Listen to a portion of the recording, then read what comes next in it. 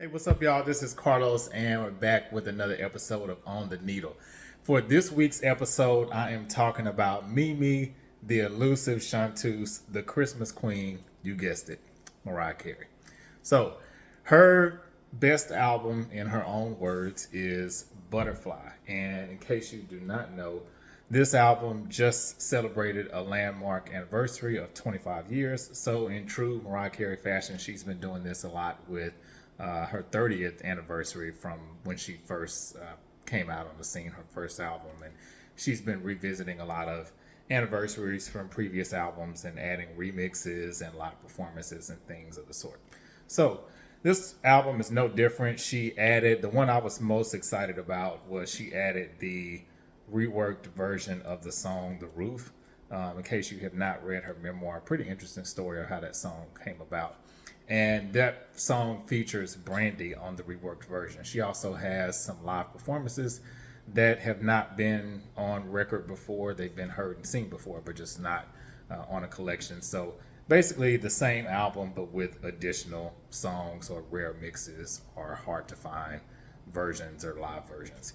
So this album, I'll say that, Mariah Carey is one of those people that there's certain people that just cannot be touched when it comes to influence and just sales and everything. I mean, I'm sure sometime past our lifetimes, maybe someone will surpass her sales in her genre. But she also, right around the same time, I think it was last week or so, she got awarded with the honor of having the most certified RIAA.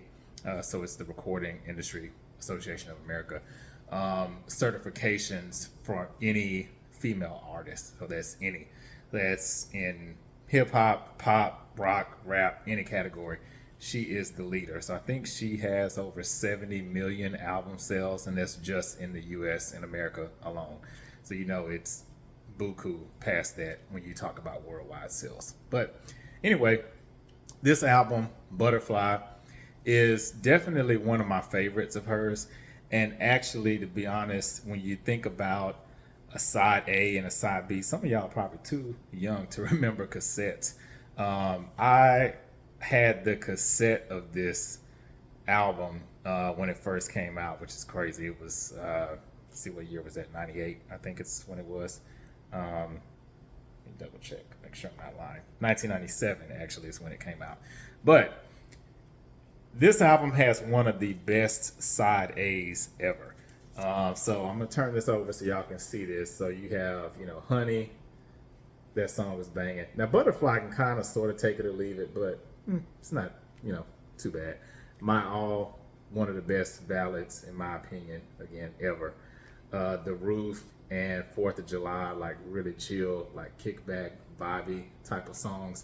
And Breakdown was really dope. It really kind of brought her more into the hip hop side, and I think Bone Thugs and Harmony was perfect for that because they actually do have a rap sing style to it. Now, I will say, Baby Doll is one of my all-time favorite Mariah Carey songs, although it is on side B.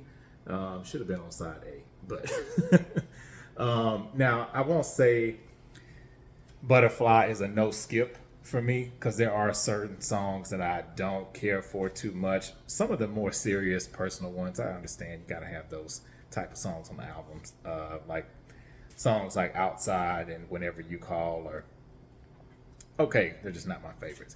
Another interesting thing about this album is she remade the Prince classic The Beautiful Ones with Drew Hill. So it came out here recently. She said on a podcast, I think it was with Rolling Stone magazine, that Prince actually did not like her cover of the song, which if you know anything about Prince, he rarely even grants people permission to remake his songs, or he rarely granted, I should say. So a few people who have covered Prince songs in the past, of course, Mariah Carey, TLC, Alicia Keys, Sinead O'Connor, which she recounts in her autobiography, that went all the way left, according to her, as far as his reaction to it. But Mariah Carey has, again, I'll just say, I think she's a timeless artist. Little grandiose at times when she gets in the pool with her full sequin gown. It's kind of funny to me. But, you know, hey, it's Mariah Carey. When you've done that and you have a Christmas song that has gone diamond, a Christmas song, not an album, but just a song in itself has gone diamond. That's huge. I mean, who can say that? And the song came back after all those years and was number one. So she's broken and set all kind of records. A lot of those records are still set to this day, and probably won't be broken for some time. But I'd love to hear you all's opinion on this album, what you think about it. It was, in Mariah Carey's words, and I think so too, really her breakout album, so to speak. This is when I think she started experimenting with different sounds, and not really being under that stronghold of Tommy Mottola and just what the record company wanted her to do. So it really was a freeing moment, it seemed like, for her to do the type of music that she wanted to do. And, you know, it's evident in these songs. You know, Honey, I remember when that video first came out, and it was really risque for her because she had on this really, really short skirt. She had on a bathing suit. And I was like, wow, is this Mariah Carey? Like, you know, I think everybody knew she was beautiful. That wasn't a question. But just the fact that she was showing skin, you didn't really see her do that previously to that point in her career. So it worked. Honey was one of her biggest songs, and it was more so about, I think, the song itself than just the sex appeal aspect of it.